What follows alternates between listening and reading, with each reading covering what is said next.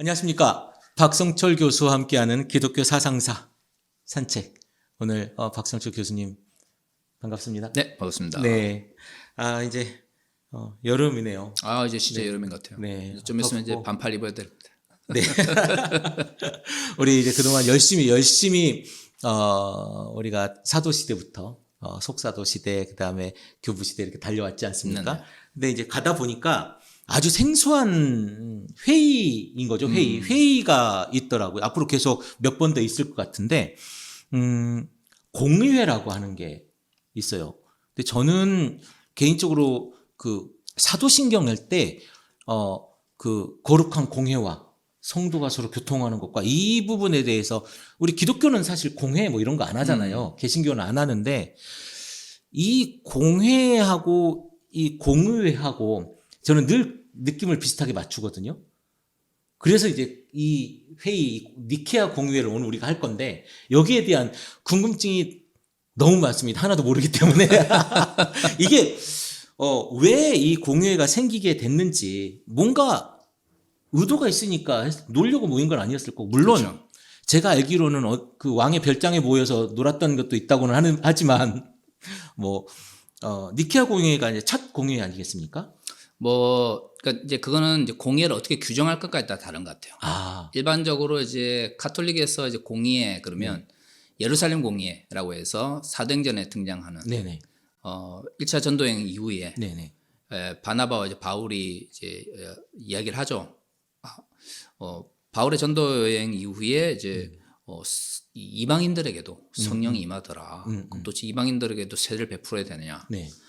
아니면 이방인들이 그 당시에는 이제 유대인들만이 하나님의 복음을 들을 수 있다는 생각을 했기 때문에, 그래서 그 문제 때문에 이제 모이게 되죠. 그래서 네. 감론방이 열리고 우리 잘 아는 베드로가 그 꿈꾸고 네네. 계시를 받았던 이야기도 그때 이제 나오고, 그러면서 결국에는 이제 이방인들을 괴롭히지 말자. 그다음에 피를 그대로 먹는 거 하고 몸매어 죽인 것을 제외하고 이방인들이 율법을 지킬 수 없는 환경인데 율법을 강제로 지키도록 하지 말자라고 하는 게 이제 예루살렘에서 첫 번째 예루살렘 사도들이 모여 있는 거죠. 공의라고 하는 게 공적인, 그러니까 회의. 네, 회의죠. 거룩한 공적인 회의를 네. 이제 공의라고 거룩한 하는 공회와. 네, 네. 그 사도신경에서 말하는 공회라고 하는 것은 거룩한 모임, 거룩한 자들의 모임이라는 의미고. 근데 이제 공의회는 말 그대로 교회가 인정한 모든 주교들과 감독들이 모여서 교회 문제를 놓고 이제 회의를 하는 네네. 거고, 사실 그 이전에도 회의는 있었어요. 계속 있었군요. 네네, 있었죠. 근데 이제 그 이전에 그 니케아 공의회가 왜 중요하냐면, 니케아 공의회 이전에는 지역별로 회의가 있었죠. 그러니까 공의회란 말을 붙이기도 하고, 네. 동방교회와 서방교회에 따라서 어떤 거는 공의회를 붙이기도 하고 어떤 지역에서는 안 붙이기도 하는데, 네. 어떻든 니케아 공의회 이전에도 지역별로 주교들이나 감독들이 모여서 회의를 하고, 카르타고. 다양한 형태의 모이기도 공의가 하고, 중요하죠. 네. 거기서 회의라고도 하고 공의라고도 하고 그러는데, 그거는 전통에 따라서 어떤 전통이 있냐에 좀 다르긴 한데, 니케아 공의회 같은 경우에는 로마로부터 이제 313년에 밀라노 청령에서 기독교가 공인을 받고, 네네. 그 이전까지는 지하나 지역별로 존재했던 교회들, 그리고 회의를 모여도 지역이나 특정한 사람들만이 모일 수밖에 없었던 그런 환경 속에서 로마 제국에 있는 모든 교회의 주교들과 감독들이 모였다고 하는 측면에서 그 이전과 완전히 달라지는 거죠. 안디옥, 가파도기아, 카르타고, 네네네. 알렉산드리아 있는 모든 주교를 배 타고 말 타고 가마 타고 다 모여라 니케아로. 그죠. 그게 가능했던 게 이제 황제가 이 공의를, 왕이. 황제가 이제 그 전까지는 교회 필요에 의해서 모였어요. 예를 들어 이단 논쟁이 생기거나, 아니면은 우리가 지난주 살펴본 것처럼 예를 들어 배교자를 어떤 식으로 할 건가, 이런 이제 지역만의 이제 가르타고 현안 놓고 주교나 감독들이 소집을 했었는데, 네. 니케아 공의회는 전 로마 제국에 있는 주교나 감독들이 모일 수 있었던 것이 황제가 네. 이 이제 회의를 요청을 했기 때문에 네. 다 모일 수 있었던 거죠. 그런 의미에서는 모든 교회가 참여해서 결정을 내린 최초의 어떤 회의라고 할 수 있는 전국 회의네요. 그렇죠. 네, 지역회의가 지역 회의에서 소소하게 현안들을 하다가 네네. 이제 그런 것들 말고 이제 왕이 소집한 전국 회의에서 크게 이제 대대적으로 한번. 네네. 그리고 이제 이렇게 한번 모이고 나서는 이후로 네. 동방교회와 서방교회가 이제 갈라지기 전까지는 비교적 로마 제국에 있는 모든 주교들과 감독들이 중요한 신학적인 이유로 이제 모이기 시작한 거죠. 아, 그럼 여기에서 니케아 공의에서 모이는 이유, 그러니까 왕이 모이라고 했으니까 모이겠지만, 뭐 생뚱맞게 우리 뭐 밥 한 끼 먹자라고 모이진 않았을 거 아닙니까? 그렇죠. 오면 몇 달씩 와야 될 텐데, 그 주제가 있었을 거 아니에요? 뭐 회의 안건. 흔히 이제 그 동일 본질, 유사 본질이라고 해서 예수 그리스도의 신성. 아, 예수님께서 하나님이시라고 하는데 그 예수님의 하나님 되심을 규정하는 그 신성은 성부 하나님. 성부 하나님의 신성과 동일한 것이냐 아니면 유사한 것이냐를 놓고 이제 논쟁을 한 거죠. 그러니까 삼일체론이 네. 니케아 공의에 우리는 이제 기독교 이러면 삼일체론 핵심이잖아요. 그렇죠. 네, 핵심이죠. 삼일체론을 통해서 어떻게 보면 기독교와 유대교로부터 완전히 독립을 하게 되거든요. 예수님이 하나님이신 것을 고백한 거니까. 네네. 그러니까 신론이 정립이 되지 않고는 솔직히 어떤 종교든 세계 종교라고 하는 네네. 것, 막스 베버가 이야기했던 벨트렐리기온이라고 하는 것, 세계 종교라고 하는 것은 어떤 형태가 자기들만의 독특한 신론이 있어야 돼요. 네. 그 신론이 정립이 돼야 그 다음에 모든 다른 이제 이론들이 정립이 되는데 기독교는 313년 공인을 받기 전까지 더구나 250년부터는 계속해서 로마의 3세기 위기 시대였기 때문에 그 3세기 위기 시대는 역사적으로는 로마 제국의 정치적인 혼란이었지만 그 당시에 기독교 입장에서는 대박해의 시기였죠. 박해의 시기였죠. 그게 묘하죠. 로마 제국의 역사적인 혼란기는 당시 이제 기독교에게서 대박해기였어요.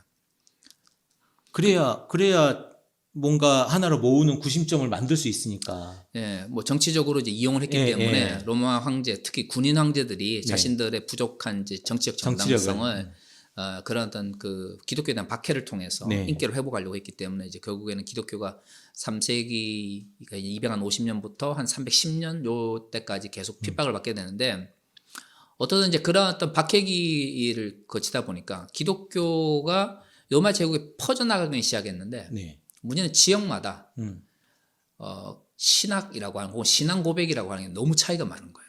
아, 하나님을 바라보는 관점, 하나님은 어떤 분이다라고 내가 고백하는 게 동네마다 알렉산드리아 다르고 카르타고 다르고 다 다르고 갑바도기아도 다르고. 네네네. 그럼 기독교라고 할 수 없는 거 아닙니까, 사실? 기본적 틀은 유지하는 거죠. 하나님과 예수님과. 왜냐하면 이제 그 기본적으로 뭐 정경화 과정은 거치지만 사도들의 글이라고 하는 게 있기 때문에 어느 정도의 기본적인 틀은 있는데, 근데 이 신앙이라고 하는 건 어떻게 보면 이제 뭐랄까요, 사상적 측면에서 보면 굉장히 거대한 그 개념이거든요.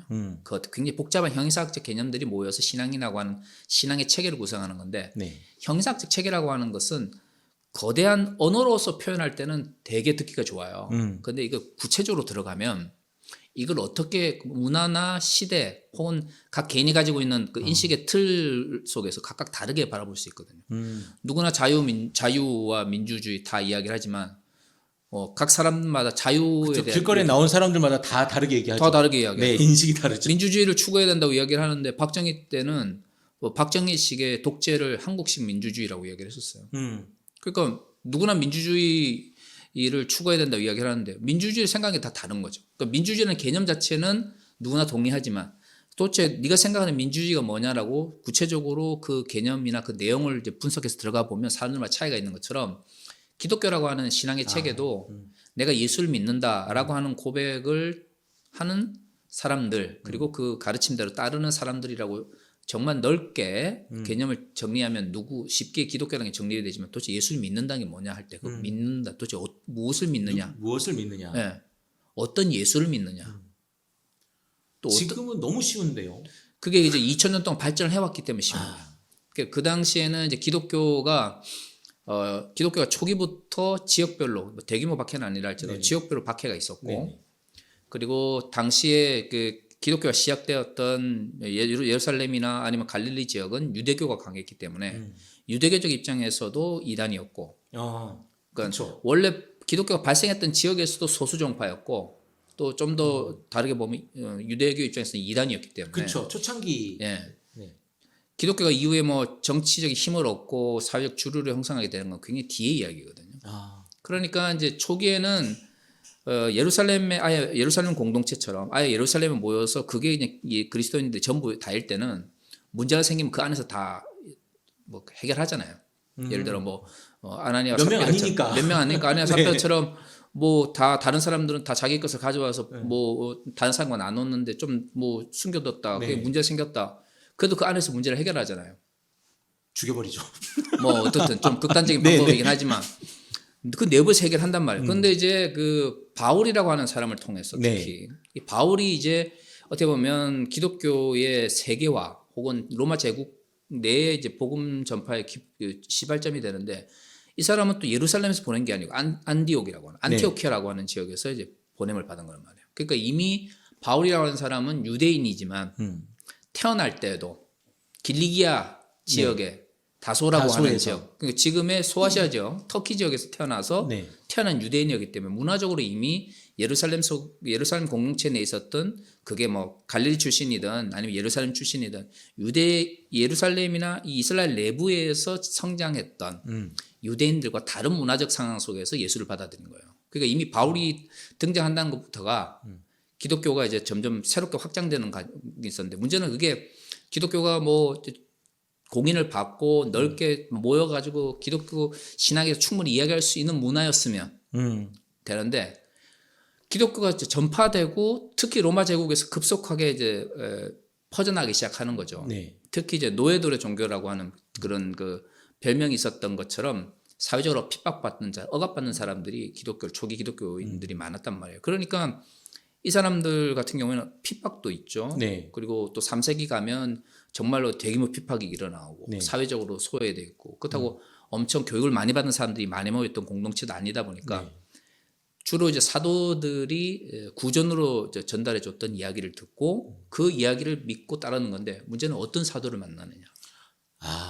어떤 사도들의 전성에 기반해서 신앙을 가지는가에 따라서 이 내가 예수를 믿는다라는 고백이 너무 차이가 많은 거예요. 이제 그런 문제들이 이미 그 바울의 서신에서도 등장하는 거죠. 이미 바울이 복음을 전할 때 2차, 3차 전도행 넘어가게 되면 그 당시에 쓰여졌던 많은 이제 바울의 서신들 속에서 이단 문제가 나오거든요. 아니면 잘못된 가르침, 거짓 가르침, 뭐 이런 선지자들, 그런 이야기들 나오는 걸 봐서는 그만큼 이제 그 넓게 선포되고 예수의 가르침이 적극적으로 특히 가난한 사람들에게 받아들여졌는데 그 당시 이제 기독교적 문화가 가지고 있던 한계로 인해서 다 다르게 가르치고 배우고 있는 거예요. 그러니까 말씀드린 것처럼 기본적 어느 정도 틀은 하나님의 아들이다, 하나님이 계시다, 십자가에 죽었다, 부활하셨다, 12제자를 불렀다, 그들을 통해서 가르침 선포했다, 뭐 이런 정도까지는 이야기할 수 있지만 복음서도 그 당시에 가장 지중해 지역에서 넓게 퍼졌었던 복음서가 마태복음이라고 하는데 복음서도 종류가 다르죠. 다 다른 거예요. 그러니까 얼마나 초기 기독교 신앙이 좋은 의미에서는 다양하고 조금 나쁘게 보면 각 지역별로 차이가 많았던 거예요. 정리가 안 된 거네요. 정리가 안 됐었던 거예요. 그 어느 정도의 정리가 안 돼 있었냐면 삼위일체론도 제대로 정립이 안 돼 있었어요. 삼위일체 자체에 대한 개념이 없었을 것 같아요. 개념이 이후에 나오게 되죠. 예를 들어 카르타고 같은 경우에는 이제 테르툴리누스가 등장해가지고 라틴어로 처음으로 삼위일체라는 용어를 사용하고 오리게네스 시대 정도 와야 알렉산드리아에서도 예수 그리스도의 신성에 대한 이야기가 나오기 시작하고 그다음에 카파도기아나 이런 지역에서는 아예 니케아 공의 이후에서 본격적으로 삼위일체론을 정립하려는 게 아니 그 카파도기아나 이쪽 사람들은 공부를 많이 했던 사람들 아닙니까? 학구파들 아닙니까? 그렇죠. 그럼에도 불구하고 그 당시에는 신학적으로는 주류가 아니었어요. 그래서 이 흔히 카파도기아 교부라고 하는 사람들은 보통 이제 니케아 공의 이후에 활동했던 사람들인데 니케아 공의가 있기 전까지는 이들의 활동, 이전에 활동했던 사람들의 기록은 거의 남아있지 않아요. 굉장히 미비했군요. 미비했죠. 그리고 유명한 사람이 있어도 신학이 어느 정도까지 남아있는지 알 수 없는 입장이고.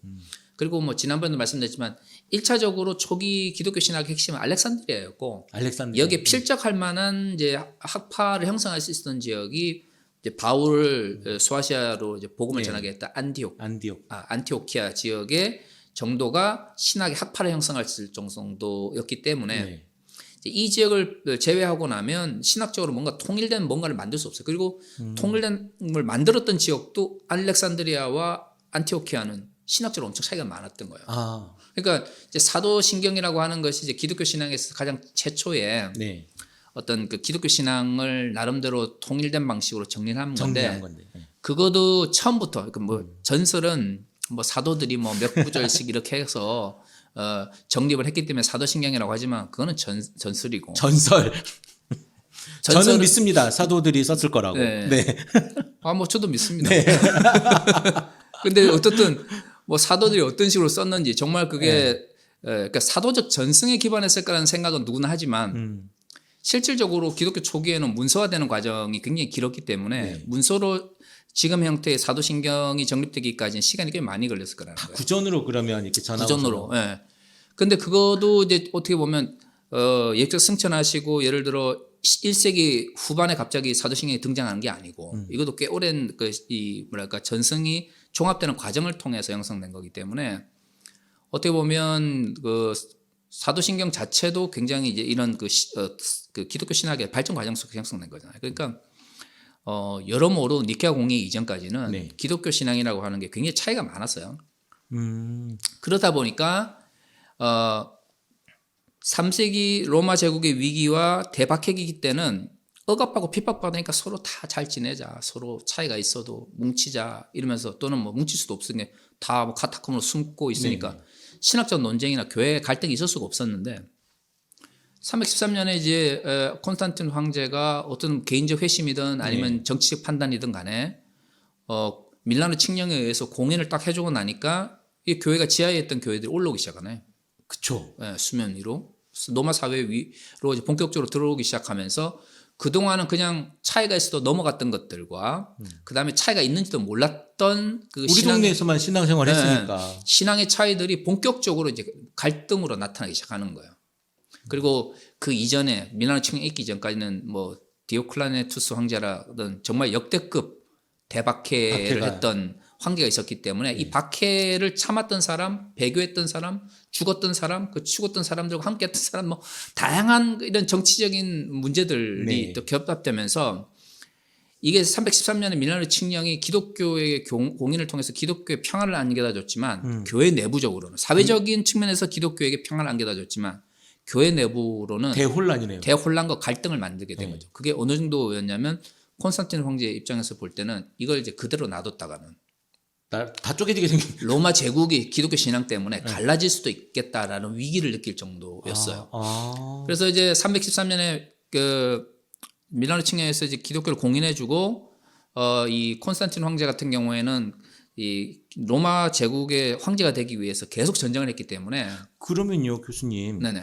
사실은 그 소수 종교이기도 했고 지하에 있었던 종교이기도 했고 이 콘스탄티누스 황제가 공인하기 전에는 사실은 그 규모가 작았을 거 아닙니까? 여기저기 흩어져 있고 상계해져 있기도 할 뿐더러 근데 공인하자마자 313년 공인하고 25년에 이제 325년에 니케아 공회가 생기면 그 한 10몇 년 상간이지 않습니까? 그 안에 기독교가 뻥튀기 확장이 됐다는 건가요? 그건 아니고요. 그러니까 억압의 시대였기 때문에 기독교인들의 숫자가 얼마나 되는지가 묻혀져 있었던 거예요. 그런데 기독교는 이제 1세기 후반에 기독교가 아마 처음으로 로마 제국에 로마에 이제 기독교인들이 들어가게 되었을 거라고 생각하는데 그때부터 계속 지속적으로 급속하게 성장을 했어요.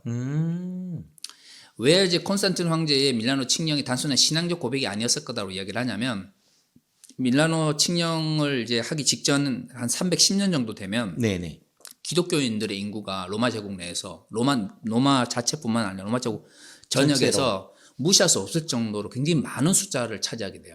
기독교인들의 수가. 단순히 과거에 예를 들어 1세기 후반, 2세기 초에 소수 종교가 아니라 이게 이제 2세기, 3세기를 넘어가면서 기독교인들이 급속하게 증가하기 시작하면서 이제는 기독교 내에서 꽤 상당한 사회적 힘을 가지게 되는 이제 종교 집단이 되게 되는 거죠. 그래서 이제 콘스탄티누스 황제가 개인적 신앙 어떤 뭐 고백도 있었겠지만 정치적 측면에서 굉장히 이 뭐랄까 뛰어난 사람이었기 때문에 정치적 감각이 이런 기독교인들을 등에 업고서야 자신이 이런 로마 제국을 통일할 수 있다 생각을 했고 세력이 원체 많이 퍼져 있고 크니까 또 콘스탄티누스는 당시 이제 그 다른 그 황제 경쟁을 하던 다른 경쟁자들에 비해서 젊었어요.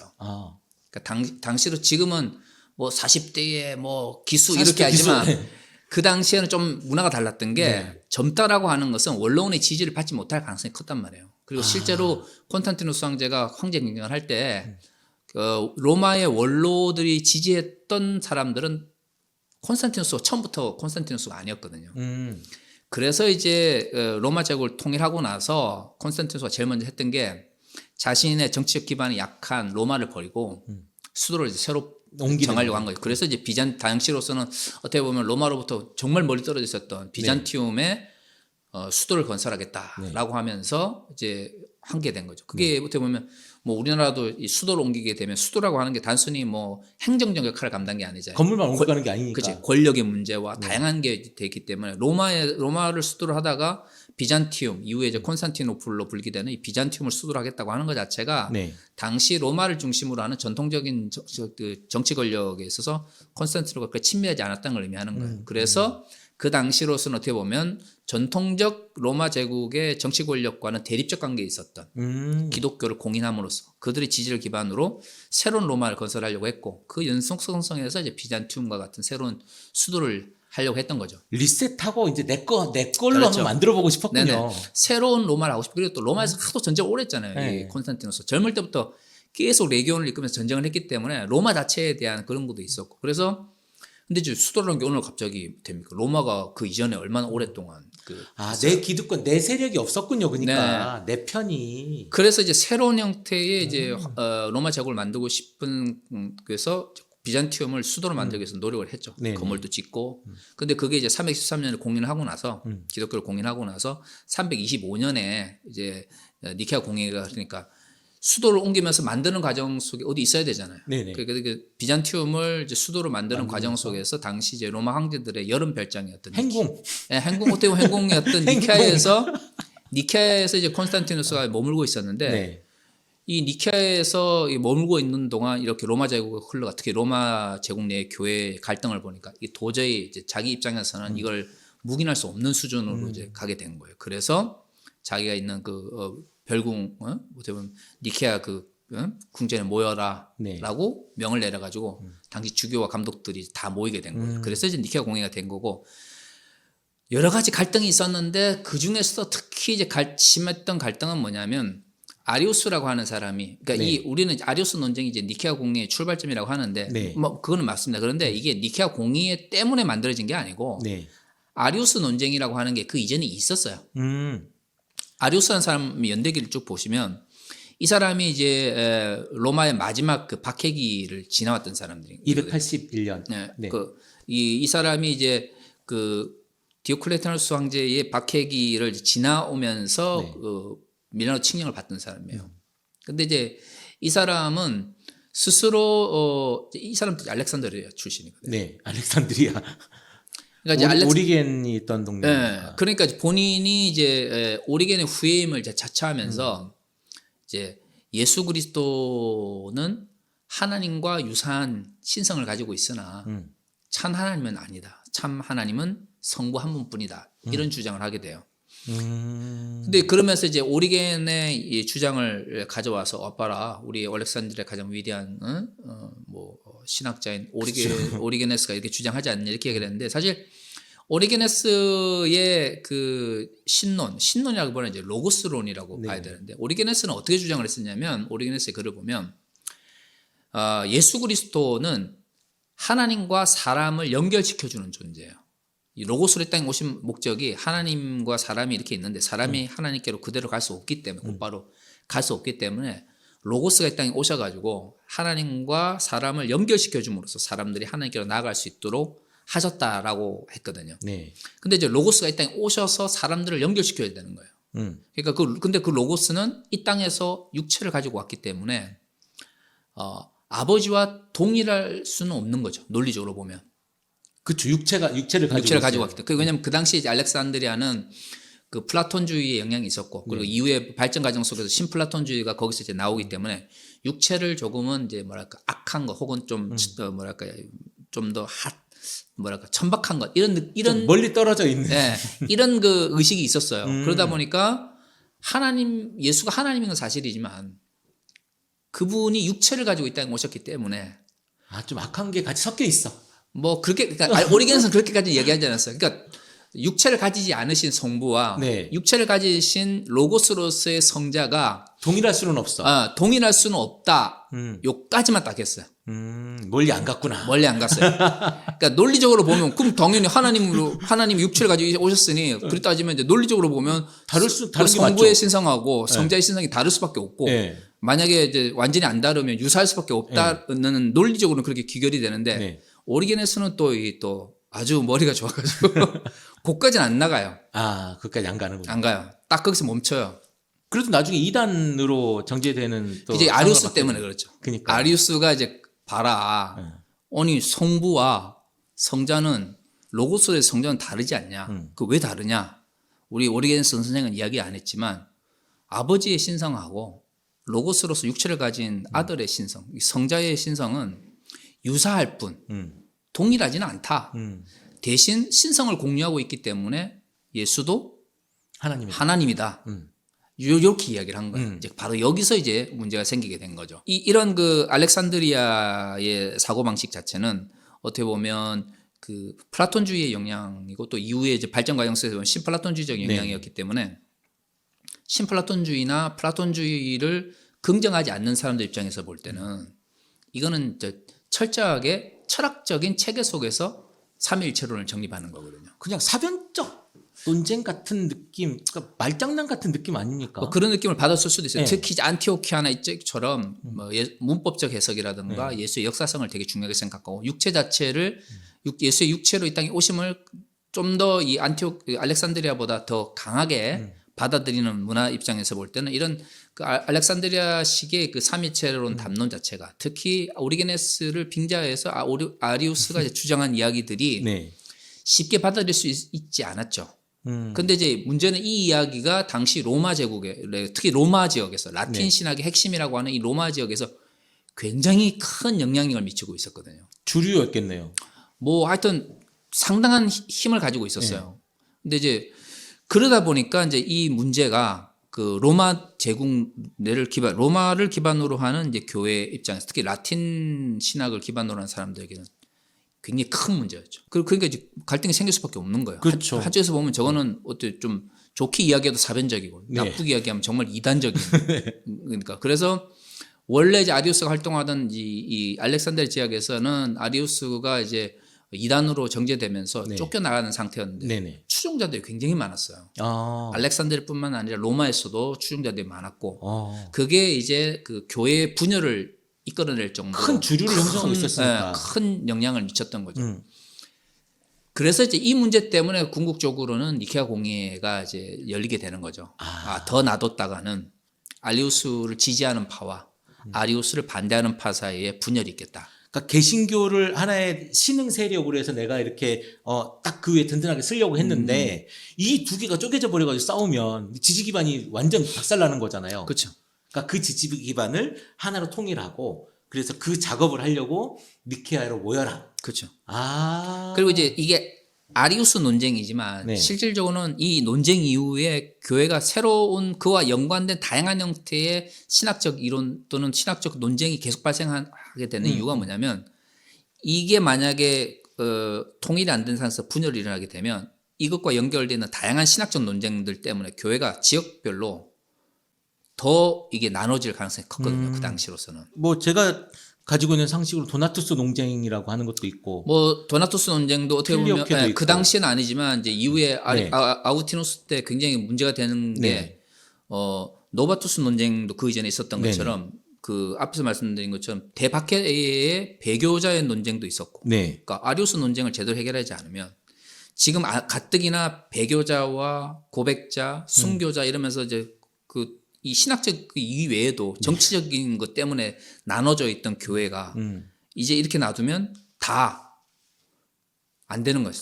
더 갈라지게 되는 거예요. 그래서 이제 콘스탄티누스 입장에서는 어떻든 자신이 이제 통치할 로마 제국의 어떤 안녕을 위해서는 이 신학적 문제를 해결해야 된다. 기준을 정해야 되겠네요. 그렇죠. 하나님은 어떤 분이고, 뭐 성령님은 어떤 분이고, 그리고 뭐 우리는 뭘 믿어야 되고, 이런 것들에 대한 큰 어떤 헌법 같은 거, 이런 걸 만들어야 되는 거네요. 그렇죠. 이제 우리가 일반적으로 지금 생각하는 기독교라고 하는 기독교 신앙의 어떤 기본적 틀이라고 하는 게 어떻게 보면 니케아 공예 때부터 조직 신학. 그렇죠. 네, 조직 신학. 니케아 공예 때부터 형성되었다고 보는 거죠.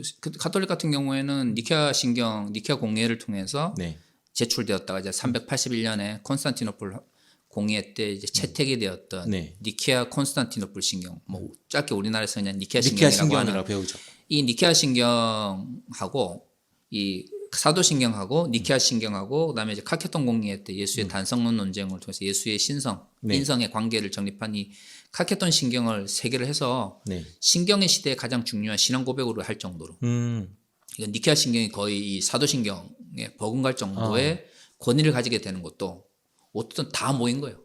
그러면 그 교회가 보통 30년 이후에 교회가 이제 시작됐다고 하잖아요. 예수님의 죽음 이후로 30년 이후부터 한 400년 간 정도 신경이 정립되는 그 싸움의 시간이네요, 사실은. 서로 투쟁의 시간이네요. 그렇죠. 만약에 기독교가 핍박의 시기가 좀 적었거나 네. 그렇게 로마 제국으로부터 좀 덜 억압을 받았다면 네. 그 기간이 좀 짧아졌을 거예요. 그 숱한 이단들이 또 만들어진 거 아닙니까? 그렇죠. 제가 보기에는 다 고만고만한데. 예, 핍박받고 숨고 네. 또 쫓겨나고 그 일반적으로 로마 제국의 핍박 그러면 많은 분들이 그냥 대박해. 네. 예, 250년부터 한 310년까지 대박해만 생각하지만 실질적으로 지역별로 다 있었거든요. 근데 박해가 생기면 일반적으로 나타나는 현상이 딱 정해져 있어요. 첫 번째, 일단 신앙을 지키기를 원하면 그 지역을 떠나서 핍박이 없는 지역으로 가요. 사막으로 가기도 하고 네. 반도시로 가기도 하고 네.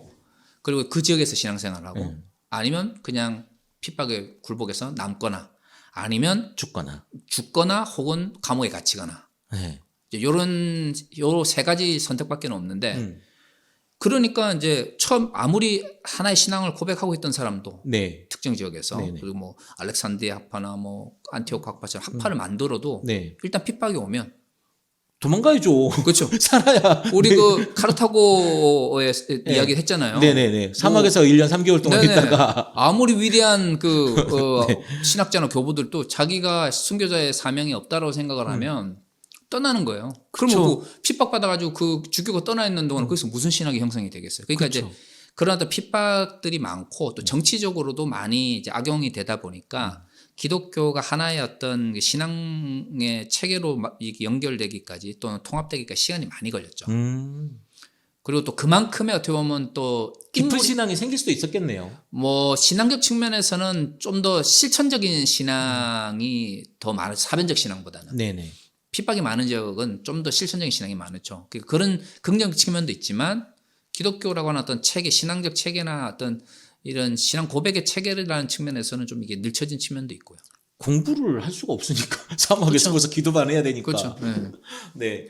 아, 그렇군요. 그러면 지금 우리가 이제 사실은 뭐 되게 복잡하고 많은 사람들이 얽혀 있고 뭐 유사 본질이니 동일 본질이니 뭐 이렇게 어려운 말을 하지만 결국은 어떤 하나님을 믿을 것이며 우리는 어떤 예수 그리스도를 믿을 것이며 그렇죠. 그렇죠. 어떤 성령을 믿을 것인가에 좀 그러니까 여기저기 다 흩어져 있는 거 말고 진짜 하나로 만들어 보자. 교회도 하나. 우리 그 카르타고에서 교회도 하나 했지 않습니까? 그 교회도 하나, 성령도 하나, 뭐 성찬도 하나 뭐 이랬는데 정말 하나로 된 통일된 교회를 만들어 보자. 이것이 왕의 생각이었던 아니면 교계 전체적인 생각이었던 그 밀라노 칙령으로 의해서 이제 전체가 올라왔으니까 지하교회가 지상으로 올라왔으니까 그런 논쟁이 어떤 장이 정치적이든 뭐든 어쨌든 계기가 만들어진 거네요. 그렇죠. 그리고 그러한 피로드가 자꾸 나오기 시작해요. 우리가 지난주에 이제 키프라노스 네네. 했잖아요. 그러니까 이미 키프라노스 시대가 어떻게 되면 그게 이제 3세기 중반 그 박해기 이게 소위 말하는 대박해기 초입에 네. 죽잖아요. 네. 발렌티아누스 황제 때 죽게 되는데 이미 그때 되면 교회가 하나가 돼야 되고 하나의 신앙 고백을 해야 된다라고 하는 그 필요성이 이미 교부들 내에서 나타나기 시작하는 거예요. 그런 근데 고민들은 있었군요. 있었죠. 근데 박해가 하도 심하니까 모을 수가 없는 거예요. 그래서 그게 모였다가 싹 죽으면 안 되니까. 그렇죠. 더구나 그 뒤로 가면 갈수록 그러니까 310년이 가까우면 가까울수록 박해가 더 심해지거든요. 네. 데키오스 황제 때 시작되었던 박해가 4세기 초로 가면 갈수록 박해가 심해져요.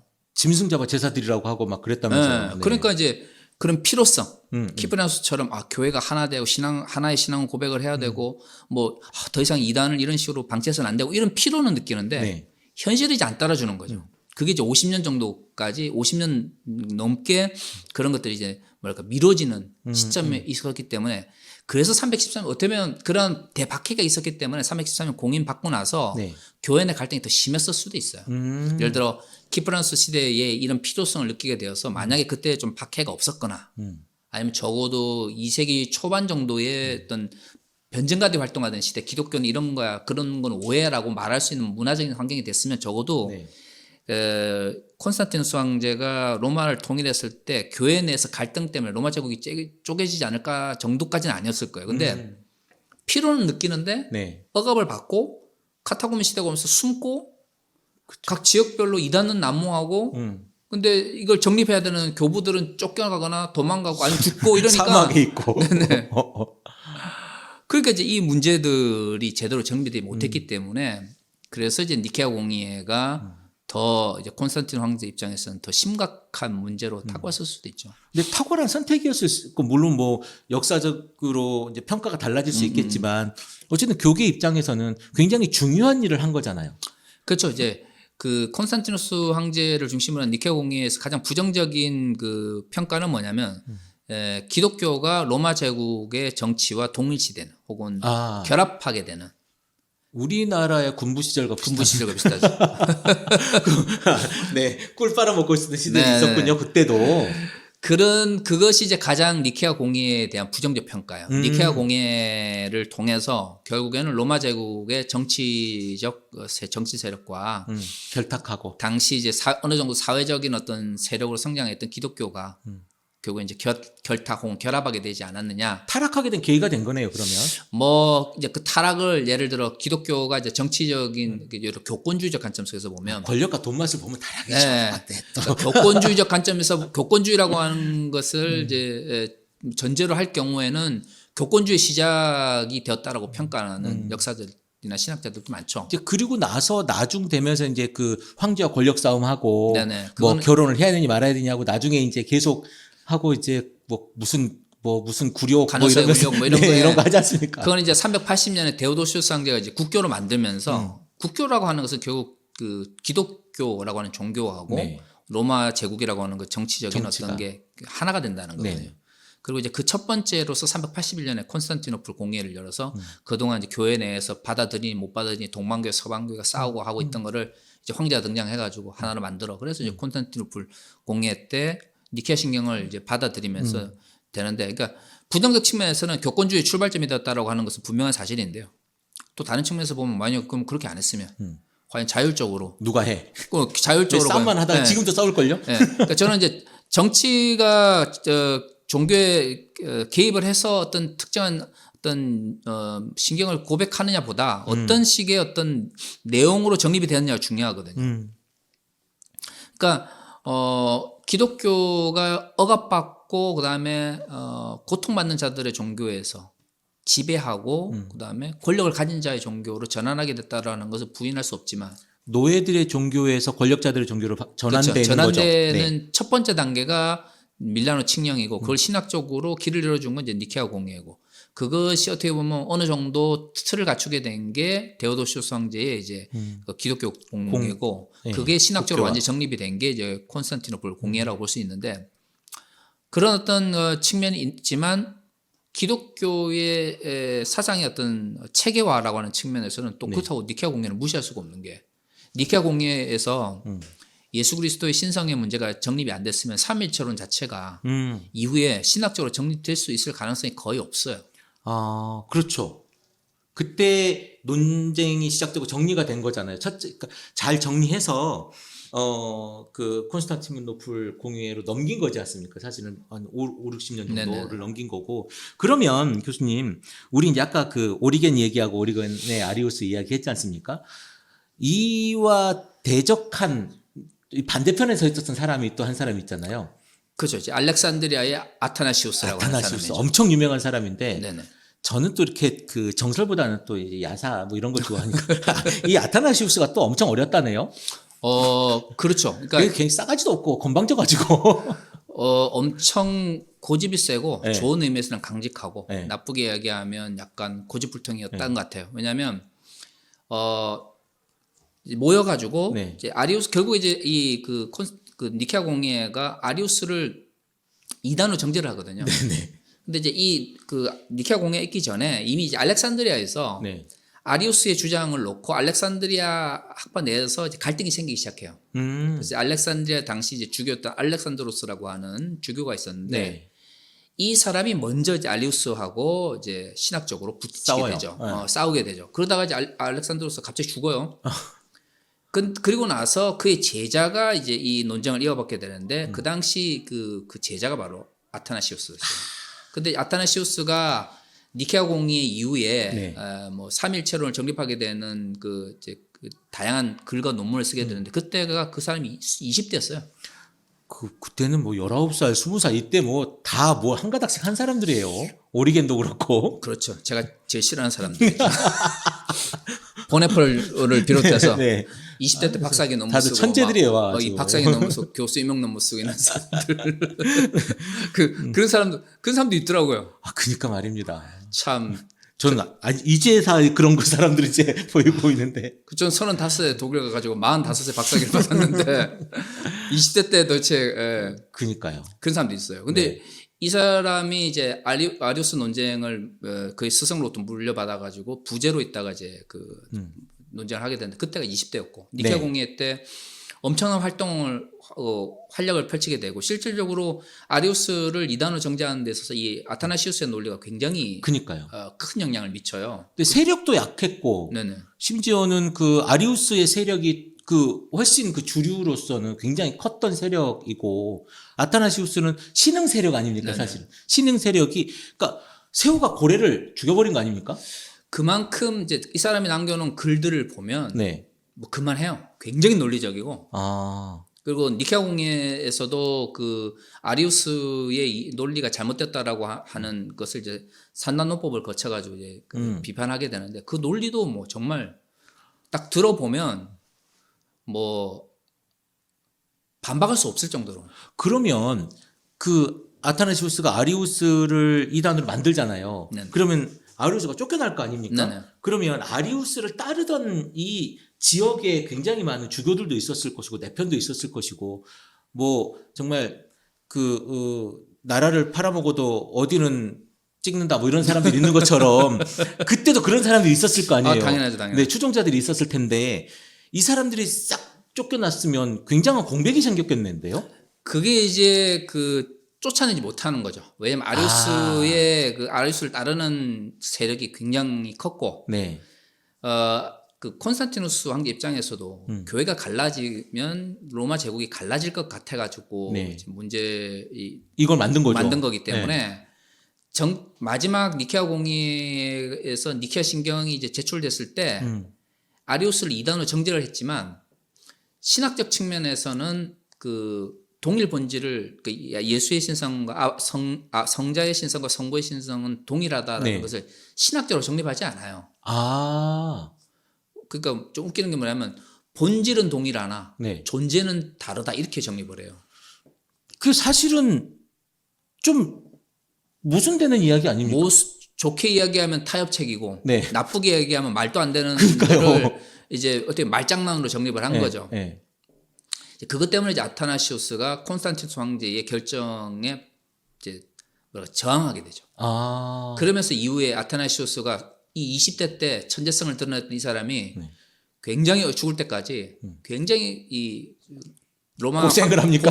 황제로부터 쫓겨나기도 하고 네. 또 황제는 적당한 선에서 마무리되기를 원했기 때문에 그것을 깨닫고 적당하게 콘스탄티누스 황제의 네. 입맛에 맞춰줬던 주교들하고 네네. 이 아타나시우스처럼 아니 이단으로 정리를 했는데 말도 안 되는데 왜 그런 식으로 정립을 하냐라고 하면서 저항했던 사람들 중에 뭐 그때나 지금이나 똑같지만 콘스탄티누스 황제 입맛에 맞았던 주교들이 더 영향력과 이제 부와 권력과 힘을 가지고 있었기 때문에 네. 그런 사람들과 이제 갈등을 일으키면서 황제에 의해서 쫓겨났다가 다시 들어오기도 하고 황제가 바뀌면 다시 들어오기도 하고 또 특정 지역에서 주교하고 부딪혀가 쫓겨나기도 하고 이런 과정을 거치면서 굉장히 이제 어려움을 겪게 되죠. 그러니까 오랜 시간 동안 아리우스의 뭡니까 신론이 네. 이단으로 정제됐지만 사라지거나 그러니까 정립 딱 돼가지고 이게 우리는 이렇게 동일 본질로 믿을 거야 이렇게 하지는 못했군요. 니케아 공의회 자체만으로는 그 문제 해결이 안 됐어요. 그러면 결과물 없는 공의회가 됐네요, 말하자면. 니케아 신경이 제출됐다. 네. 그리고 이제 그 콘스탄틴 황제에 의해서 타협안, 본질은 동일하나 존재는 다르다라고 하는 타협안이 받아들여졌다. 요 정도 선에서 그 대신 신학은 그렇게 정립을 했는데 일단 이 아리우스를 이단으로 정지했다. 여기서 이제 끝난 거죠. 그러니까 하나 죽이고 초안 만들고 그쵸. 네, 그 정도로 어쨌든 큰 틀에서는 합의 정도는 봤으나 뭔가 우리가 이제 무슨 고백서, 신앙, 신경 이런 거를 만들거나 이렇게 조직신학 책을 딱 정립하거나 이런 건 아니었던 거네요. 그렇죠. 그러니까 이제 거의 325년에 모였고 이게 니케아 신경이 381년에 콘스탄티노플 공의에 의해서 채택이 되거든요. 그러니까 거의 어떻게 되나요? 그게 한 그쵸, 7년? 56년, 네네, 7년. 네. 거의 60년 가까운 시간이 지나고 나서야 이게 받아들여요. 그 말은 결국 그만큼 60년의 시간 동안은 이 문제를 놓고 네. 이게 또 동방교회하고 서방교회가 받아들이는 게 또 달라져요. 이게 단순히 알렉산드리아 내에서의 갈등이라든가 콘스탄티노푸스 황제와의 친분 또는 콘스탄티노스 황제가 원했던 방향과 갈등 이런 뿐만 아니라 이후에 이제 막 새롭게 수도가 되고 있었던 비잔티움을 중심으로 활동했던 동방교회 쪽 사람들하고 본격적으로 이제 동방교회와 서방교회가 나눠지게 되는 로마 쪽에서 원래 활동했던 사람들하고 신학적인 차이가 생기게 되는 또 원인이 되게 되죠. 니케아 공의회 했던 그 신경의 초안이. 네네. 나중에 필리케 논쟁도 결국에는 어떻게 보면 니케아 신경을 헬라어로 기록되어 있었던 니케아 신경을 라틴어로 옮기는 가운데서 서방교회가 아리우스의 영향력이 하도 강하니까 로마라는 도시가 예수 그리스도의 아들의 신성을 강조하기 위해서 성령론을 이제 정립하는 가운데서 원래 이제 니케아 신경 자체에는 성령이 아버지로부터 나온다고 되어 있거든요. 헬라어로. 이걸 이제 라틴어로 옮기는 가운데서 아버지와 아들로부터 나온다라고 하는 걸 추가하면서 나중에 고친 거 아닙니까?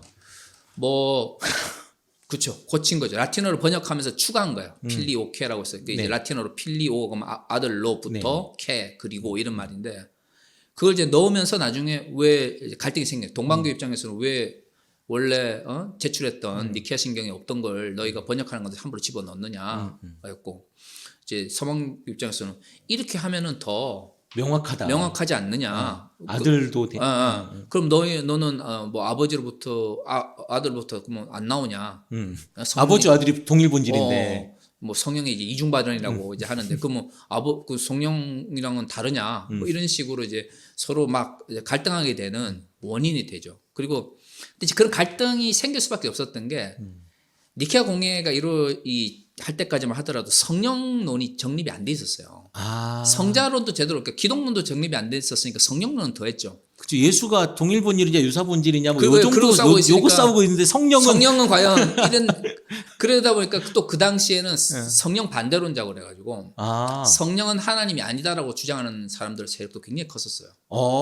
그러다 보니까 이단들 아니까 지금은 이단인데 그때는 그 성령 반대론자라고 하는 사람들이 굉장히 세력이 커가지고 이 니케아 공의회에서 함부로 성령을 하나님이라고 고백하는 것에 대해서 부담스러워하는 게 많았었어요. 이때만 하더라도.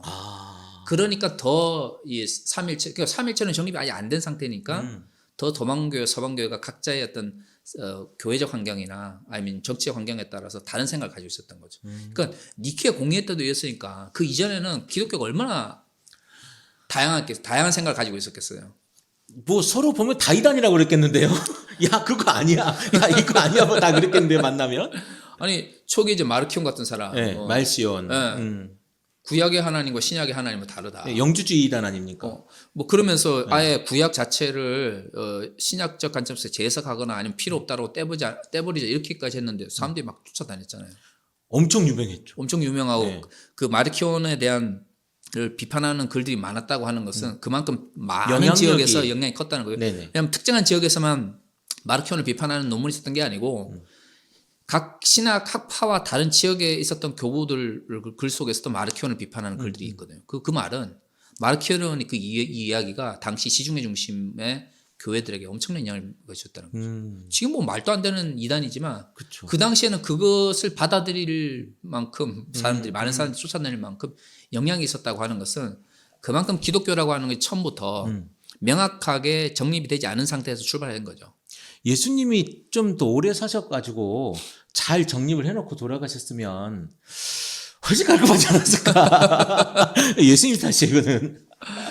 모르죠. 그 주의 뜻이 저희가 어떻게 다 알겠습니까? 근데 어쨌든 그런데 그러니까 핍박이라고 하는 게 긍정적 측면이 있긴 있어요. 네네. 신앙을 깊게 만들고 또 신앙의 문제를 볼 때 실천적으로 만드는 측면도 있지만 핍박이라고 하는 거, 사회적 억압이라고 하는 것이 어떻게 보면 기독교 내의 어떤 소통을 가로막는 네. 측면도 분명히 있죠. 네. 그 양면성이 교부 시대의 신학을 보면 다 나타나는 것 같아요. 네. 우리가 이제 이거 좀 지나면 이제 더 유명한 사람들을 더 나누게 되지 않겠습니까? 사실은 이 니케아 공의회를 중심으로 초기 교부와 후기 교부를 나누지 않습니까? 그렇죠. 네. 그래서 지금은 이제 니케아 공의회를 우리가 오늘 했던 이유는 초기 교부를 정리하기 위해서 우리가 한 건데 예수님의 신성 논쟁으로 니케아 공의회를 정리하고 그리고 다음 우리가 시간에 누구를 또 해볼까? 일단 오늘은 이제 예수의 신성 논쟁을 통해서 삼위일체론의 정립이 필요하다라는 정도고 이제 이후에 그러면 누가 그럼 이 삼위일체론을 정립했느냐 할 때 이제 카파도기아 교부들이 이걸 정립을 해요. 그 맨 처음에 좀 튀지 않았던 있는지 없는지도 몰랐던. 그렇죠. 이제 니케아 공의회 이전까지는 신학적으로 크게 뭐 영향력이 없었다고 하기는 그렇지만 다른 지역에 비해서 그렇게 좀 상대적으로 약했던 이 카파도기아 지역이 갑자기 부상하게 되는 게 이 지역의 카파도기아 3명의 교부들을 통해서 삼일체론이 정립이 되게 되거든요. 그러면서 이 지역이 갑자기 신학적으로 엄청 떠오르게 되죠. 저는 삼위일체론 하면은 어거스틴만 생각이 나는데. 뭐 대부분 그런 이야기를 많이 하시는데 어거스틴이 종합을 하게 되지만 그 어거스틴이 시작할 때 대부분 그 가져오는 논리들을 보면 카파도기아 교부들에서 가져와요. 이 학구파 선생님들 정말 그러니까 열심히 공부하셨습니다. 덜 유명해졌는데. 네. 그러니까 이제 그런 의미에서 보면 되게 중요한 게 니케아 한번 제가 이제 이전 그 시간에도 이야기를 했지만. 니케아 공의회 이전까지만 하더라도 삼일체론이 정립이 안 됐었기 때문에 양태론이 어떻게 보면 기독교 내에서 굉장히 일반적으로 받아들이고 있어요. 양태론적 단일신론, 혹은 뭐 단일신론이라고 하는 거. 하나님 한 분이신데 시대에 따라서 혹은 역사적 전환에 따라서 각각 다른 모습으로 우리에게 나타나셨다라고 하는 게 상당 부분 많은 특히 니케아 공의회에 모였던 그 교부들이나 감독들 중에도 상당히 이런 생각을 가지고 있는 사람이 많았거든요. 근데 니케아 공의회를 중심으로 단일 신론 혹은 양태론적 단일 신론에서 삼일체론으로 전환하게 되는 굉장히 중요한 시점이 되게 되는 거예요. 그래서 이때부터 삼일체론이 이미 뭐 카르타고에서 테르톨레누스가 이미 이걸 이제 먼저 용어는 사용했지만 주류적 흐름을 형성하지 못하다가 니케아 공의회를 통해서 아리우스가 이단이 되면서 그러면 아들과 아버지가 동일한 신성을 가지게 되면 도대체 이 동일한 신성을 가진 두 분이 인격적으로는 어떻게 되는가라는 논의가 이제 시작되면서 삼일체론으로 신론이 완전히 전환이 되게 되죠. 그런데 이제 여기서 시작은 니케아 공의회가 했지만 그리고 아타나시우스 글을 보면 아타나시우스의 신학 중에 제일 이제 특징적인 게 처음으로 그 당시에 다 성령을 하나님으로 부르는 것에 대해서 뭔가 좀 꺼리는 분위기가 있었는데 신학적 측면에서 처음으로 성령의 신성, 성령을 하나님이라고 정립한 사람이거든요. 근데 이 사람은 이제 황제하고 사이가 안 좋으니까 쫓겨다니면서 고생만 하다가 신학적으로는 이게 일반화되지 못하고 있었는데 이거를 신학적으로 완전히 정립해 준 사람이 이제 카파도기아 교부들이에요. 숨은 보석을 발견한 사람들이. 그러니까 이제 이후에 아우구스티누스 같이 라틴 신학을 정립하는 사람, 라틴 신학과 동방 신학 서방 신학과 이제 동방 신학을 종합함으로써 이제 흔히 말하는 서방 신학, 라틴 신학을 정립하려고 했던 사람 입장에서는 네. 기본적인 틀은 테르투리아누스나 키프리아누스의 틀을 가져는 오지만 3일체론 담론에 있어서는 카파도기아 교부들의 이론을 많이 이제 수용을 해서 이걸 종합함으로써 이제 거대한 형태의 기독교 조직신학 체계를 이제 형성하게 되는 거죠. 그런 의미에서는 대단히 중요한 사례라고 볼 수 있는 거예요. 그러면 그 니케 공예 이후에 이제 후기 교부들의 이 역할들에 의해서 지금 사실은 우리가 믿는 그 조직신학 체계 성령론의 삼위일체 체계가 이제 정립되는 큰 기틀이 되는 거네요. 거의 그렇게 보시면 돼요. 그 이전까지 우리가 살펴봤지만 정말 초기 교부들 같은 경우에는 신론부터 시작해서 난리도 아니죠, 뭐. 정말 이게 어떻게 이렇게 생각되는 분들이 많잖아요. 근데 이제 그게 정리가 되고 이제 어느 정도 뭐랄까 종합이 되는 과정을 통해서 우리가 이제 가지고 있는 신론, 기독론, 성령론 이런 게 정립이 되게 되는데 그것을 우리가 들어보면 아 그래 이게 이제 우리가 일반적으로 생각하는 뭐 신론이지 성령론이지 하는 이야기는 거의 카파도기아 교부들에게서 나오는 거예요. 확 일단락을 한 번에 세게 확 해버리는 거네요, 이분들이. 네. 네. 하여튼 뭐 각각의 그 학파만의 특징이 있겠지만 이 카파도기아 지역의 이 교부들 같은 경우는 좀 다른 지역에 비해서 신학적으로는 좀 그 두각이 늦게 나타났지만 네네. 삼일체론을 정립하는 데서 엄청난 영향을 미쳤다는 측면에서는 뭐 크게 기여한 부분이 있네요. 그래서 다른 지역의 교부들 같은 경우에는 뭐 동방교회나 서방교회나 이런 데서 어떤 사람들은 성인으로 되고 어떤 사람 안 되고 이런 게 있는데 이 카파도기아 교부들 같은 경우에는 거의 3명이 다 성인으로 이렇게 추앙받을 정도로 딱 이렇게 이제 이런 동의가 되는 동의가 되는 어떤 담론을 형성하게 되는 게 이제 삼일체론을 정립하게 된 거고 사실 뭐 우리 개신교는 관심이 없지만 분도 출판사에서 교부 뭐 교부 신학 전집 이런 거 나오잖아요. 네. 교부들의 성경 해석이라고. 그래서 교부들의 문서를 이렇게 체계적으로 정립해가면서 지금 뭐 몇십 권 나왔거든요. 엄청 비쌉니다. 엄청 비싸죠. 근데 그 1권이 바로 키프리아누스예요. 키프리아누스가 1권이에요. 그게 왜 그러냐면 키프리아누스에 의해서 처음으로 서방교회가 라틴 신학이 그리고 수익권 논쟁을 통해서 처음으로 이제 라틴 신학 서방교회가 동방교회가 더 우위했다라는 주장이 나오게 된 거예요. 카톨릭 분도 출판사처럼 카톨릭 하시는 분들 박수지 박수. 무조건 출발점은 키프리아누스인 거죠. 우리가 개신교가 잘 알지 못하는 교부 키프리아누스. 잘 모르는 분들 많거든요. 근데 저 처음 들어봤다니까. 엄청 중요해요. 카톨릭에서는. 이런 그 동방교회만의 독특한 성격 같은 게 이후에 이제 그 아구티누스를 거치면서 형성되게 되는데 그 이전에 동방교회든 서방교회든 기본적으로 우리가 일반적으로 이야기하는 삼위일체론 혹은 신론 이런 것들을 정립한 사람들이 이제 카파도기아 교부니까 이 사람들에서 뭐 전부는 아니라 할지라도 부분적으로 좀 살펴보고 그 이후에 이제 어떻게 콘스탄티노플 공의회 때까지 이런 갈등들이 있었는지를 살펴보면 그 이후에 이제 그 카케동 신경까지 나타나게 된 다양한 논쟁들 아우티누스나 이런 사람들까지도 연관성 속에서 살펴볼 수 있을 것 같아요. 그러면 교부 시대가 끝나죠.